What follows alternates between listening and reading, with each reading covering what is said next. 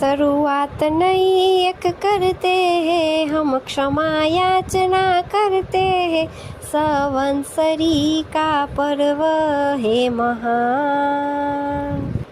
ક્ષમા કરશો તો મન શુદ્ધ થશે, કરુણા કરશો તો જીવન પવિત્ર બનશે અને જીવદયા કરશો તો ભગવાન મહાવીર ખુશ થશે। સંવત્સરીનો પવિત્ર પ્રસંગ આપણને ક્ષમા, કરુણા અને સેવા કરવાની પ્રેરણા આપે છે। આજે જ્યારે આપણે આપણા મનને પવિત્ર બનાવી રહ્યા છીએ ત્યારે એક વિનંતી છે।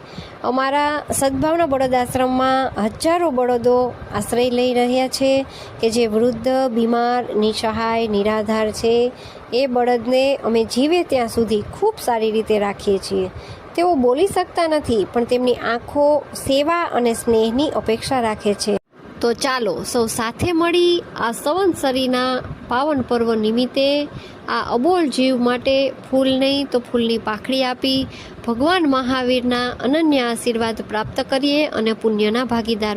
સાચી ક્ષમા અને દયા તો ત્યારે જ છે જ્યારે આપણે જીવ માત્રના હિત માટે કંઈક કરી શકીએ।